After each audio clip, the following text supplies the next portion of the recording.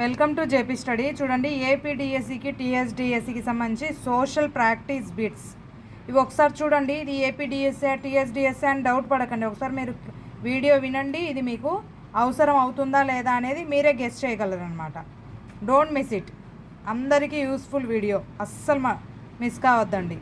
సజీవ శిలాజాల భూమి ఏది? సజీవ శిలాజాల భూమి ఆస్ట్రేలియా.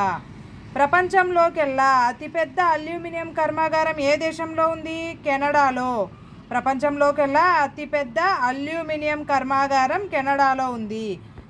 ప్రపంచంలో కర్రగుజ్జు న్యూస్ ప్రింట్లను అత్యధికంగా ఉత్పత్తి చేసే దేశం ఏది? కెనడా.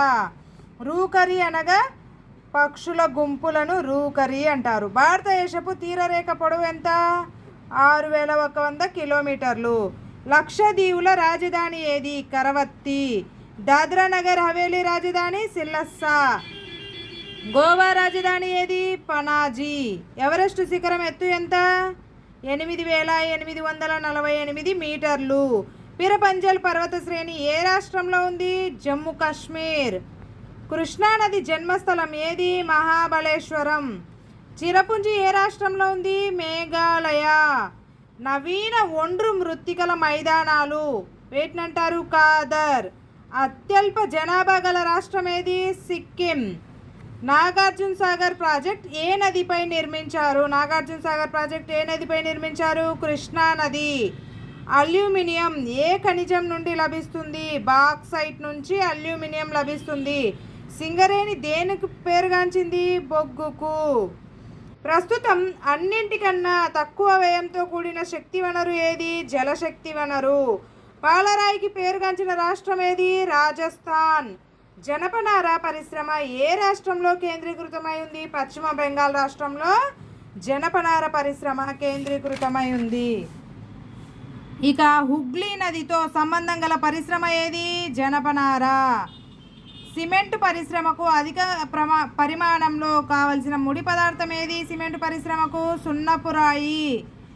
బిలాయి ఇనుము ఉక్కు కర్మాగారం ఏ రాష్ట్రంలో ఉంది? బిలాయి ఉక్కు కర్మాగారం Chhattisgarh. Broad Ghouse railway line వెడల్పు ఎంత? 1.60 మీటర్. పారాదీప్ ఓడరేవు ఏ రాష్ట్రానికి చెందినది? పారాదీప్ ఓడరేవు ఒరిస్సా రాష్ట్రానికి చెందినది. విశాఖ ఓడరేవు ఏ ఇనుము ఉక్కు కర్మాగార అవసరాలను తీరుస్తుంది? రూర్కెలా ఇనుము ఉక్కు కర్మాగారాల అవసరాలను తీరుస్తుంది విశాఖ ఓడరేవు. మలబార్ తీరంలోని ప్రధాన రేవు పట్టణం ఏది? కొచ్చిన్. అక్షరాల రూపకల్పన చేసిన వారెవరు? ఫెనీషియన్లు. మైక్రోస్కోపిక్ మైనారిటీ ప్రతినిధిగా జాతీయ కాంగ్రెస్పై దాడి చేసిన బ్రిటిష్ గవర్నర్ జనరల్ ఎవరు? లార్డ్ డాఫ్రిన్. చరిత్ర అంటే వర్గ పోరాటానికి చెందిన రికార్డు తప్ప మరేమీ కాదు అని నిర్ణయించిన వారెవరు? Karl mark. జాతిని అనుమానించిన దినంగా నిరసన ప్రదర్శనలు గాంధీజీ జరిపించిన రోజు ఏది? 1919 ఏప్రిల్ 6. నానాజాతి సమితి ఏ విధానాన్ని పరిష్కరించడంలో వైఫల్యం చెందింది? మంచూరియాపై జపాన్ వివాదం పరిష్కరించడంలో నానాజాతి సమితి వైఫల్యం చెందింది. రిసోర్జ్మెంట్ అనేది ఒక వార్తాపత్రిక. ప్లాసీ యుద్ధం జరిగిన సంవత్సరం క్రీస్తు శకం 1757. అజంతా గుహల్లో కొన్ని వీరి కాలంలో నిర్మించారు. గుప్తుల కాలంలో అజంతా గుహలు నిర్మించారు. జింబాబ్వే పూర్వనామం ఏంది? రోడీషియా. బోస్టన్ టీ పార్టీ దేన్ని తెలియజేస్తుంది? ఇది వలస రాజ్యాల ప్రత్యక్ష చర్యగా తెలియజేస్తుంది.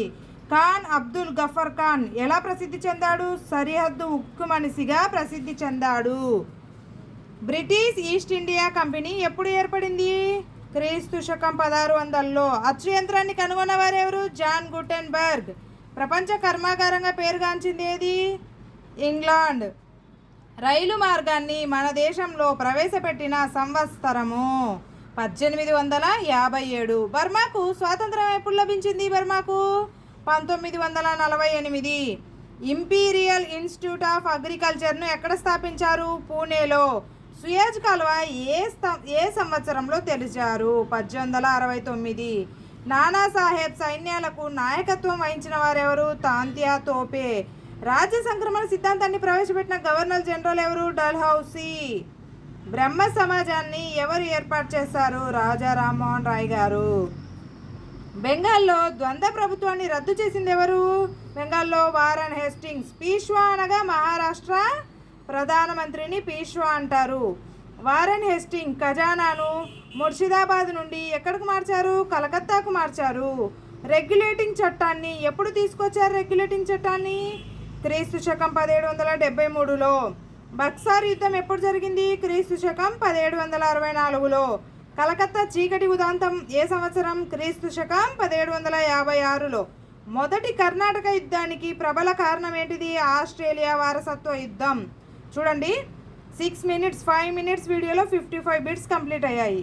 Thank you for watching. Please like, share and subscribe.